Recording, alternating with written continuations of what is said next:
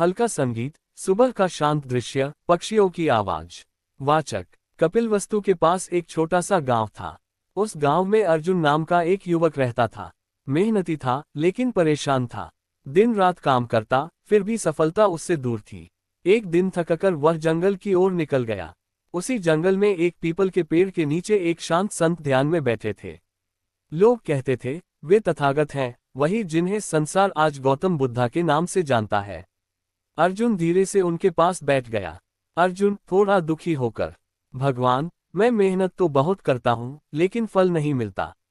क्या मेरी किस्मत खराब है? बुद्ध ने धीरे से आंखें खोली, चेहरे पर शांति। बुद्ध, तुम खेत में बीज बोते हो? अर्जुन, हाँ प्रभु। बुद्ध, तो क्या बीज बोते ही अगले दिन फसल काट लेते हो? अर्जुन, नहीं प्रभु, समय लगता है, पानी देना पड़ता है, देखभाल करनी पड़ती है। बुद्ध मुस्कुराए। बुद्ध, तुम कर्म तो कर रहे हो, लेकिन धैर्य नहीं रख रहे। बीज को रोज खोदकर देखोगे कि उगा या नहीं, तो वह कभी नहीं उगेगा। अर्जुन चुप, उसकी आंखों में समझ की चमक। बुद्ध आगे बोले, समय बदलता है, ऋतुएं बदलती हैं, दुख भी बदलता है, पर जो व्यक्ति कर्म करते हुए धैर्य रखता है, उसकी मेहनत कभी खाली नहीं जाती। हल्का संगीत। अर्जुन, लेकिन प्रभु, जब बार बार असफलता मिले तो मन टूट जाता है। बुद्ध, असफलता वह शिक्षक है जो तुम्हें मजबूत बना रही है। जब पत्थर पर लगातार पानी गिरता है, तो निशान बन जाता है। क्या पानी ताकतवर है? नहीं, उसकी निरंतरता ताकतवर है। अर्जुन के चेहरे पर आत्मविश्वास लौटने लगा। कर्म करो, परिणाम की जल्दी मत करो, धैर्य रखो, समय हर स्थिति बदल देता है, और सच्ची मेहनत कभी व्यर्थ नहीं जाती। हल्का संगीत, बादलों की गड़गड़ाहट। वाचक, अर्जुन ने उस दिन से शिकायत करना छोड़ दिया। वह रोज सुबह उठता, खेत में जाता और मन ही मन तथागत के शब्द दोहराता। कर्म करते रहो, धैर्य रखो। कुछ महीनों बाद उसकी फसल तैयार होने लगी। हरी भरी बालियां हवा में झूम रही थीं। अर्जुन के चेहरे पर उम्मीद थी। लेकिन एक रात भयंकर तूफान आया। तेज हवा, बारिश। सुबह जब अर्जुन खेत पहुंचा, उसकी आधी फसल बर्बाद हो चुकी थी। अर्जुन, आंखों में आंसू। हे प्रभु, फिर से वही। क्या मेरी मेहनत का यही फल है? वह सीधा जंगल की ओर भागा, जहां गौतम बुद्धा शांत बैठे थे।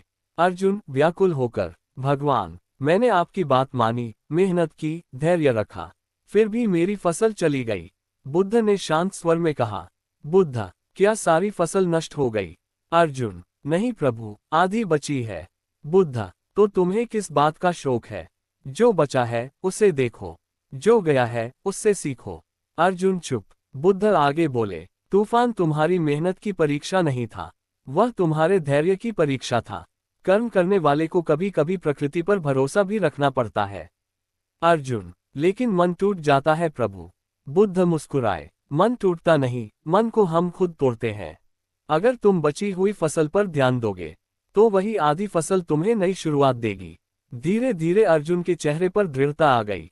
अर्जुन ने बची हुई फसल से थोड़ा अनाज बेचा, थोड़ा घर के लिए रखा, और थोड़ा अगली बुवाई के लिए बचा लिया।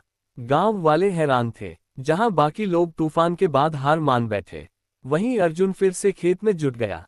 समय बीता, अगली ऋतु आई। इस बार उसकी फसल पहले से दोगुनी हुई। गांव के बुजुर्ग बोले, अर्जुन की किस्मत बदल गई। लेकिन अर्जुन जानता था, किस्मत नहीं बदली, उसका धैर्य मजबूत हुआ था।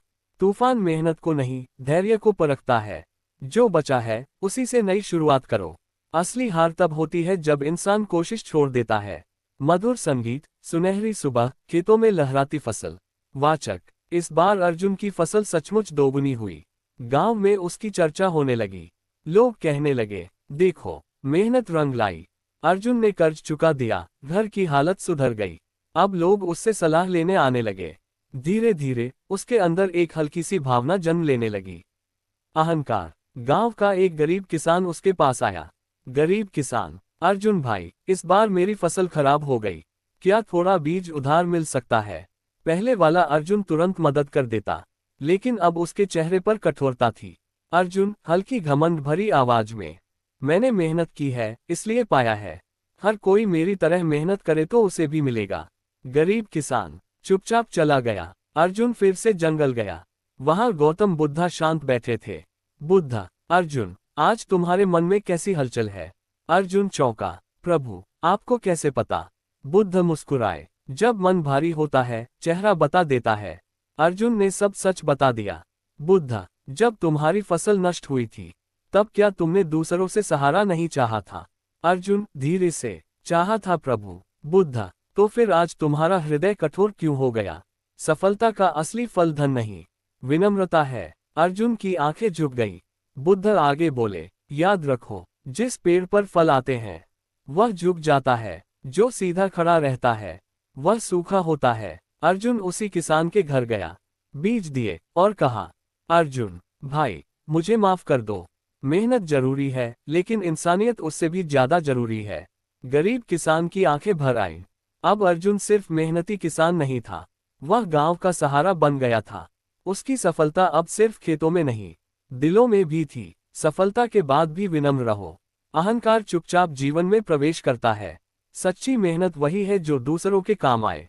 फलदार पेड़ हमेशा झुकता है। मंद संगीत, सूर्यास्त का दृश्य, खेतों में सुनहरी रोशनी। वाचक, अब अर्जुन के पास धन था, सम्मान था, लोग उसे आदर से देखते थे, लेकिन एक अजीब सी खालीपन की भावना उसके भीतर रहने लगी। रात को वह छत पर बैठा आसमान देखता और सोचता, सब कुछ होते हुए भी मन शांत क्यों नहीं है। वह फिर जंगल गया। पीपल के नीचे वही शांत मुद्रा, वही करुणा से भरा चेहरा। गौतम बुद्धा। अर्जुन, प्रभु, अब मेरे पास सब कुछ है, लेकिन मन में शांति नहीं है। ऐसा क्यों? बुद्ध ने पास पड़ी मिट्टी उठाई।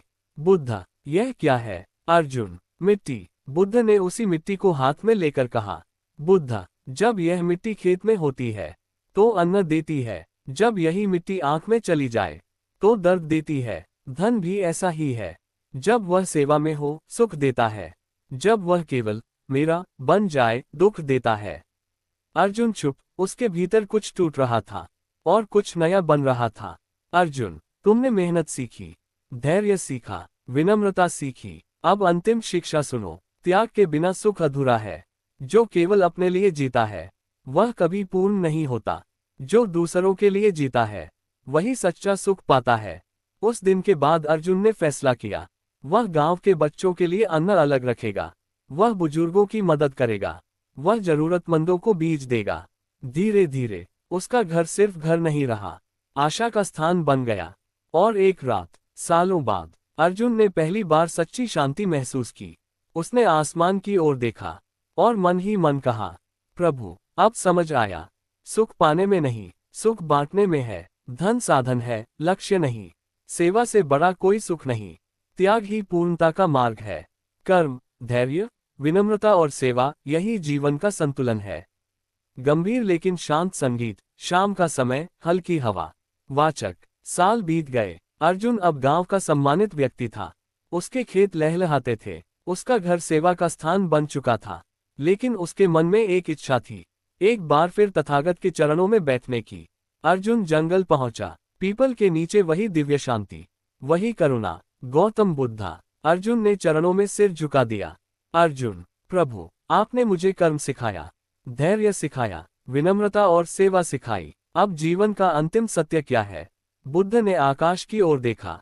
बुद्ध, अर्जुन, जो बदलता है वह संसार है, जो नहीं बदलता वह सत्य है।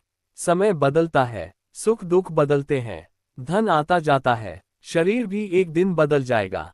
लेकिन जो व्यक्ति हर परिस्थिति में कर्म करता है, धैर्य रखता है और करुणा बनाए रखता है, वह भीतर से अटल हो जाता है।